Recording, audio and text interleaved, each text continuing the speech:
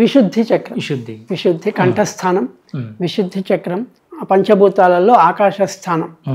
అందుకే ఇక్కడ నిశ్శబ్దంలో నుండి శబ్దం వచ్చేది ఆకాశం, ఇక్కడ కూడా కంఠంలో నుంచే శబ్దం వస్తుంది. ఇది విశుద్ధి. దాని పేరు విశుద్ధి. అంటే కంఠము కనుక కంఠశుద్ధి ఉంటే అంతా శుద్ధి అయిపోయినట్టే. అంటే మాట్లాడేవాడికి కంఠశుద్ధి ఉండాలి. ఇక్కడి నుంచి మనం ఈ విశుద్ధి స్థానాన్ని గనక శుభ్రం చేసుకోగలిగితే మనకు ఏ విధమైన బాధలు ఉండవు శరీరానికి. కంఠంలో ప్రాణం ఉండగా అంట, ప్రాణస్థానం ఇది. ఇది ఆత్మస్థానం అయితే ఇది ప్రాణస్థానం. దీనికి బీజాక్షరం హం. హం అనేది ఆకాశ బీజం. ఆ ఆకాశ బీజాన్ని గనక మనం అక్కడ కంఠంలోనే వస్తుంది, అది అక్కడే వస్తుంది, అక్కడే దానికి లయం. ఇక శబ్దం ఉండదు. శబ్దం పుట్టే స్థానంలోనే శబ్దం లయం చేస్తున్నాం కాబట్టి హమ్ అనే భావన మనం ఎన్నిసార్లు చేసుకున్నా మంచిదే, ఎంత ఎక్కువ చేసినా మంచిదే. అది అహంగా చేస్తున్నాం ఇప్పుడు. దాన్ని సోహంగా చేయడానికి మిగతా ఆజ్ఞ సహస్రారం అంతా కూడా హమ్ అనేది రెండు రకాలుగా పనిచేస్తుంది. హమ్ అనేది కిందికి అయితేనేమో అహం, పైకైతే సోహం. అంటే శరీరానికి అంత అహం, నేను నాది అనేది అంతా అహం. పైకి వెళ్ళామా, ఇంకా పైకి పోవడానికి ప్రయత్నం చేస్తున్నామా, సోహం. ఈ విశుద్ధి స్థానం వరకు మనం సాధన చేయగలిగితే ప్రపంచంలో మనం ఒక ఉన్నత స్థానంలో, అంటే ఉన్నత స్థానం అంటే ఏదో ముఖ్యమంత్రి కావడమో ప్రధానమంత్రి కావడమో కాదు, ఉన్న చోట ఉన్నంతగా అంటే ఆనంద స్థానంలో, సంతుష్టి స్థానంలో ఉండగలుగుతాం. ఇక్కడ కొంత వాక్ శుద్ధి, వాక్ సిద్ధి ఏర్పడుతుంది. అంటే వాక్ శుద్ధి అవుతుంది, వాక్ సిద్ధి కూడా అవుతుంది. ఆయన మాట్లాడింది అరే కరెక్ట్ అయింది అంటాం.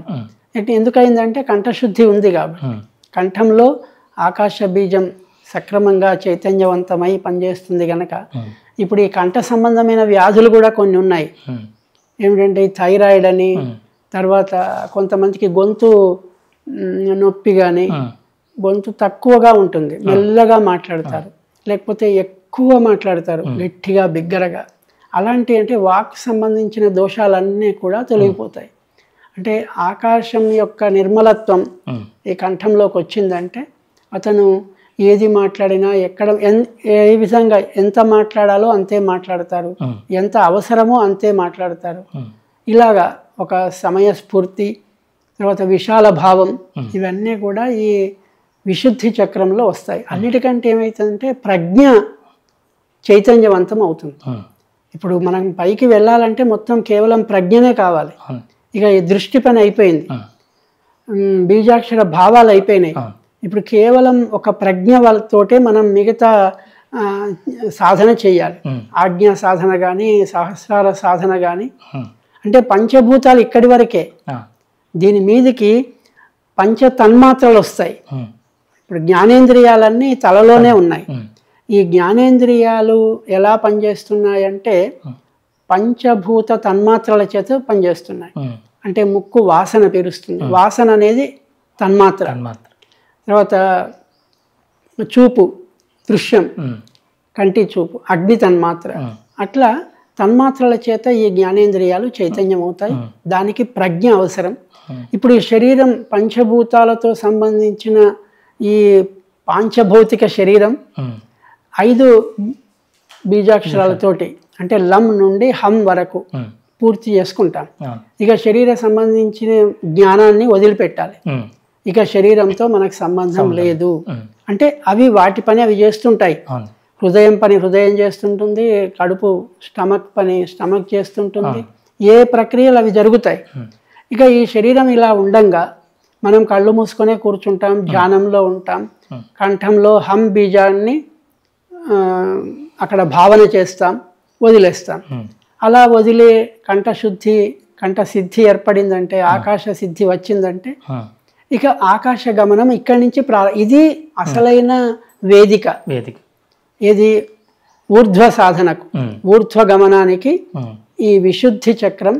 అందుకే విశుద్ధి చక్రం అని. ఈ 5 భూతాలు కూడా శుద్ధి అయ్యి ఇక రెడీగా ఉండేది విశుద్ధి చక్రం. ఈ విశుద్ధి చక్రం గనక, విశుద్ధి స్థానం గనక సక్రమంగా శుద్ధి అయితే, ఎలాంటి మలినం లేకుండా ఉండగలిగితే అప్పుడు ఊర్ధ్వగమనం సులభం అవుతుంది. ఇప్పుడు ఏమవుతుందంటే ఊర్ధ్వగమనం ప్రయాణం ఎప్పుడైతే ఇక్కడి నుంచి ప్రారంభం చేస్తామో అప్పుడు కుండలిని జాగృతం అవ్వడానికి అవకాశం ఉంటుంది. అంటే ఇంత దూరం ప్రయాణం చేస్తే కానీ. అయితే మరి ఎలా చేస్తుంది? కుండలిని కింద ఉంది, సుషుమ్న కింది నుంచి వస్తుంది కదా. అంటే ఈ మనం ఊర్ధ్వగమనం ప్రయాణం చేస్తున్నప్పుడు మన యొక్క ఇప్పుడు గాలం వేసినట్టుగా మనం ఇక్కడి నుంచి విసిరేస్తే అది మనం చేప బయటికి వచ్చినట్టుగా మన ఊర్ధ్వగమనం వల్ల ఈ సుషుమ్న నాడి పైకి లాగడానికి పైకి వస్తూ ఉంటుంది. అంటే ఇక్కడ మనం ఎట్లా లాగుతుంటామో అది అక్కడి నుంచి మన వెన్నుపాము ద్వారా పైకి వస్తుంటుంది. అంటే అందరికీ కూడా సుషుమ్న కొంత చైతన్యమై వెన్నుపాములో కొద్ది దూరం వచ్చి ఆగి ఉంటుంది. ఇప్పుడు థర్మామీటర్లో కనుక పాదరసం అది చూయించినట్టుగా ఈ వెన్నుపాములో ఈ సుషుమ్న కొంత పైకి కిందికి అవుతూ ఉంటుంది. మనం కదలిక, మనం ఏదైనా మంచి ఆధ్యాత్మిక వాతావరణంలో, ప్రశాంత వాతావరణంలో ఉన్నప్పుడు సుషుమ్న నాడి కొద్దిగా పైకి అవుతుంది. లేదా వేరే రద్దీలో ఉండి చికాకులో ఉన్నప్పుడు తగ్గిపోతుంది. అట్లా అంటే మీది అది ఆ పరిస్థితులను బట్టి మారుతుంటుంది. అలాంటిది మనం ఎప్పుడైతే ఊర్ధ్వగమనం యోగ మార్గంలో ఈ ఊర్ధ్వగమనానికి ప్రారంభం చేశామో అప్పుడు సుషుమ్న పైకి రావడానికే ప్రయత్నం చేస్తుంది. అంటే చాలా వేగంగా వస్తుంది, ఎక్కువ శ్రమ లేకుండా. అందుకని విశుద్ధి దాకానైతే ప్రయత్నం అవసరం. ఖచ్చితంగా విశుద్ధి దాకా ప్రయత్నం చెయ్యాలి, సాధన చెయ్యాలి. అంటే సాధన ఎలాంటిదంటే జీవితాంతం చేయవలసిందే. అంటే సిద్ధించే వరకు చెయ్యాలి, సిద్ధించిన తర్వాత అనుభవించడానికి చేయాలి. ఇప్పుడు నువ్వు ఎప్పుడు అనుభవిస్తావు? ఎప్పుడు మెలకువతోటే ఉంటే ఆనందాన్ని అనుభవించేది ఎప్పుడు? వంట చేశాము, వంట చేసేదాకా పనే.